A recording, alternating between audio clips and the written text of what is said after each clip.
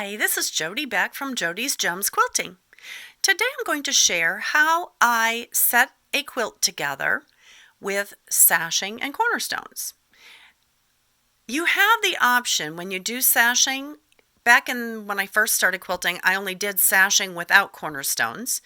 And there are ways, Eleanor Burns teaches a lot of great ways in her books on how to do that. And you have to mark the sashing so you keep your rows lined up. But my mom discovered years ago that it was just easier to add a cornerstone. And even if it's the same fabric as the sashing, she will usually add a cornerstone. And that way it keeps your blocks even across. If you've ever seen a quilt and the blocks they're not lined up across because people just put sashing between the rows and the columns, that would be why. With adding cornerstones it forces us to make sure that these blocks line up across. Does that make sense? So if you want to make it easier, my mom will even just add the black. She'll always do it separate. And there's a lot of different ways to set your quilt blocks together. I teach this all the time and my students love it, and so they wanted to see how to do it. This is similar to how I do just straight blocks, setting them together, and I have a video posted of that. So check my YouTube channel for that. This particular one, what I did was I just made a demo, and I teach this every once in a while as it's in some of my patterns. And what you're going to do is you're going to make up your blocks. These are my Jazzy Jewels, and I put 4 blocks together to make pods. So the pods are ready to go, whether it's a block or a pod, it doesn't make any difference. And what you're going to do is you're going to cut your cornerstones square to match the width of your sashing. So you're going to, I just kind of visually look at it or graph it out and multiply it out. You can see that you don't have to do cornerstones all the way around the outside. I sometimes like to do that. Often I do.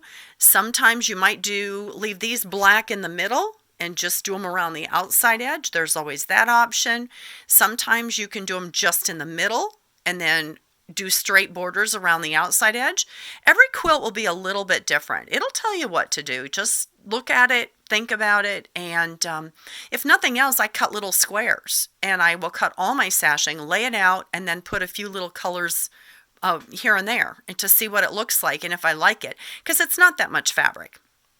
Even if you just take little pieces that may not be the exact fabric, but out of your cut up stash, your scraps that are left over, you can take some of those in that colorway to see if, I really like red, or no, I want blue, or I want green, or no, I don't want any at all. So what you're going to do after you make your decision, you've got all your pieces cut, is you can see I lay them out. So I lay them out on my design wall. And what I like to do, and there's a lot of ways to do this, I'm not sure this is probably easier for you, but it makes sense to me because I've always done it this way. And what you're going to do is you're going to take all your pieces and you are going to sew them together with a 1/4 inch seam, and you're going to continue down. So you're going to do the first one, then you're going to attach the block to the sashing, and I would definitely pin this. This is a big enough block that it needs to be pinned, and you're going to force it to fit the sashing. So make sure that the bottom end, the top end and the bottom end both match. You're going to do that all the way down what I would consider, if you watch my other video, the first 2 columns. And yes, you can see that lint gets picked up off of the tablecloths. That's a flannel back tablecloth, which makes a great design wall, but some of them are lintier than others. So you're going to do that, and you're going to attach each one all the way down. So you're going to sew these 2 together, these 2 together, these 2 together, these 2 together, and these 2 together at the bottom. Then you're going to do the same with the next one. So these get attached right here, and you're going to leave them attached. You'll see that these are attached up here. So then this one gets attached to it, gets stitched down, this one gets a stitch, this one gets a stitched, this one all the way down. And then you're going to do the same with the 3rd column. So it'd be like column 1 and 2, column 3 and 4, column 5 and 6. When you do that, you're going to do it just like they do the others, top to bottom, all the way down. You're going to add this 3rd outside row, the outside column, and it would be the same if these were all blocks. If you have an odd number, that last one gets attached to each one of these. So you attach this, you attach that, all the way down to the bottom of the quilt. So you're going to attach all of those in columns, in sets. When you come back to your design wall, you're going to open them up. And if you want to press them, you can. Typically, I wait till I'm all done with the top, but because the sashing is so narrow, it's not a bad idea to do it now. You could take each one, and in this case, I try to avoid pressing towards the blocks if possible. So the sashing, you have to think ahead. It's going to get pressed towards the black, which means this up here has to be pressed towards the black. And the reason that you do that is so that they all nest together. You don't have them all going one direction. Does that make sense? I sure hope that makes sense to you. So you're going to do that. You can press now or you can wait. And then these will get flipped over here. You just drag them over like we did with the other video.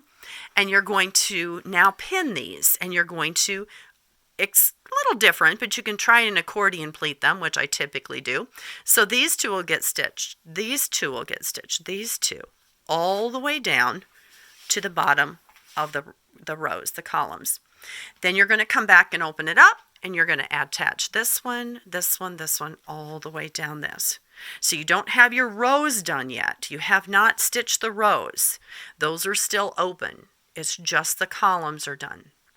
When that's finished, then I would definitely press. And you can press back and forth each of these, keeping in mind that the cornerstones will get pressed away from the cornerstone towards the black. And it will go away from the blocks towards the black. And that way they'll nest right here so that they'll line up. So you're going to do that on all of the pieces, and then you're going to go back and you're going to, I just literally flip these down and sew the entire row. Then I go to the next row, and I go to the next row, and I sew all the rows together. So once you're done with that, your whole entire quilt will be put together. The beauty of this is that even if you don't have time at that moment, or you're in a class, or you're at a sew day, you don't have time to finish the rows and get those stitched, if you can just get the columns stitched, that will help you tremendously. You can come back and do the rows later. But that way, you won't have a mess. All your pieces will be connected because you've kept them connected. Then when you're done with your rows, those will get pressed away from the blocks because they really fight those seams. So just press them all towards the sashing, or the sashing. When you're finished with that, then you'll go ahead and add borders to it and make sure you measure first to make sure your borders fit well. Well, I hope that will help you for those of you that are making quilts with sashing and or cornerstones, and I just hope you have a blessed day. Check my website at jodysgemsquilting.com. I have lots of different patterns from traditional and non-traditional, and I hope you have a great day. Take care. Bye.